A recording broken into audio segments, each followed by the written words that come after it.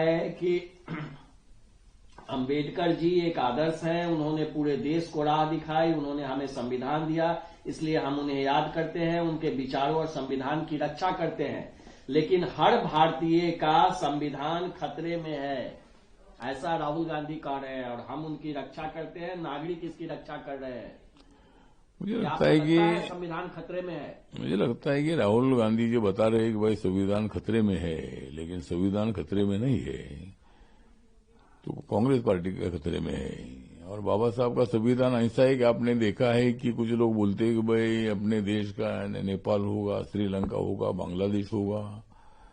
तो मैं उनको सवाल पूछना चाहता हूं कि अपने देश में अनेक आंदोलन हुए, खलिस्तान का आंदोलन हुआ, नक्सलवादियों का आंदोलन हुआ, किसानों का आंदोलन हुआ, हमारा मराठवाड़ा विद्यापीठ नामांतर का 17 साल तक आंदोलन चलता रहा।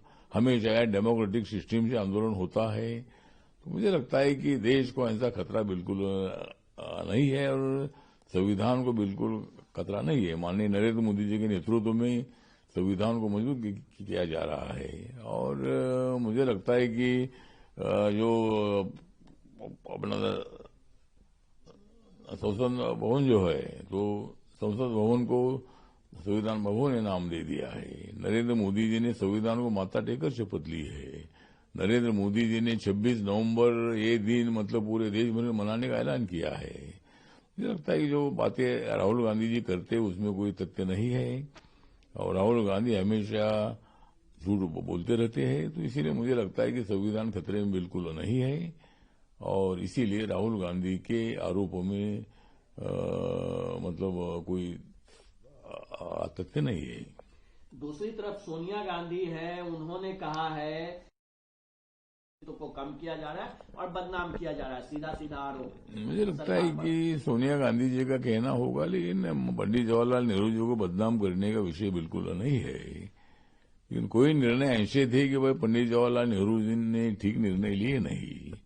तो भारत और पाकिस्तान का पार्टीशन अगर ना होता था, या जो कश्मीर का जो विषय है, तो कश्मीर में मतलब कश्मीर हरि सिंह राजा के ताबे में था, लेकिन बाद में उन्होंने नेहरू जी के साथ एग्रीमेंट किया था, और पूरा जो जम्मू कश्मीर है भारत के साथ रहेगा ये उन्होंने ऐलान किया था।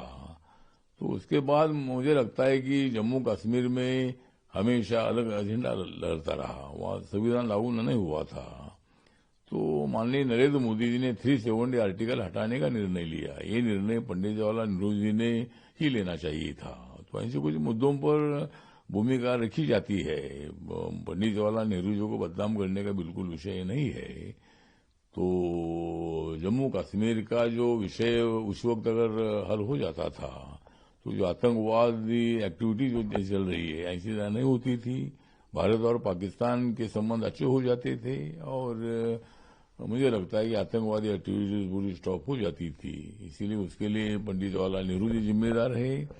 ऐसी भूमिका अनेक लोग रखते हैं। और आखिरी सवाल कि इंडिगो का जो पूरा क्राइसिस है उसको लेकर जो सिविल एविएशन मिनिस्टर है उन्होंने एक इंक्वायरी कमेटी भी गठित की है।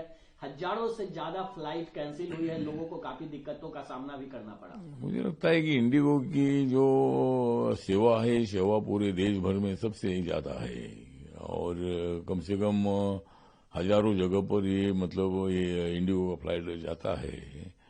और टोटल एयरलाइंस में मुझे लगता है कि भाई 60-70% जो फ्लाइट है मतलब इंडिगो की है।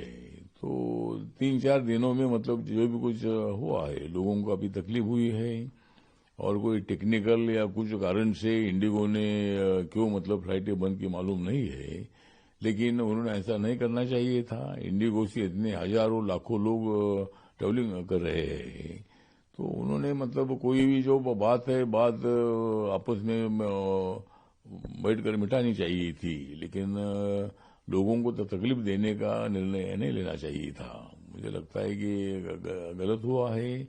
और अभी हमारे राम कुमार नायडू जी जो हमारे सिविल एविएशन मिनिस्टर है, उन्होंने एक कमेटी का गठन भी किया है, और उसी तरह मुझे लगता है कि अभी इसकी इंक्वायरी होगी, और क्यों ऐसा हुआ था, क्यों मतलब लोगों को तकलीफ झेलनी पड़ी, इसकी इंक्वायरी हो जाएगी और इंडिगो को समझ दी जाएगी।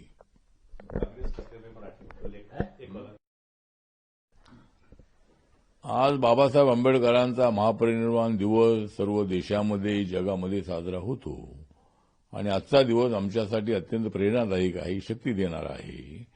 हा जरी दुःखाचा दिवस असला तरी बाबासाहेब आंबेडकर आमची प्रेरणा होती.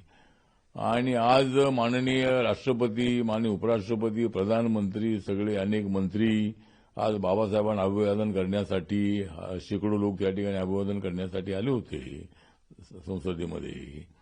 त्या ठिकाणी राहुल गांधी एक अपोजिशन लीडर या नात्यानं, काँग्रेसचे नेते या नात्यानं ते त्या ठिकाणी आले होते. त्यांनी असं स्टेटमेंट केलेलं आहे की संविधान हे धोक्यामध्ये आहे. मला असं वाटतं की राहुल गांधींच्या आरोपामध्ये बिलकुल तथ्य नाही.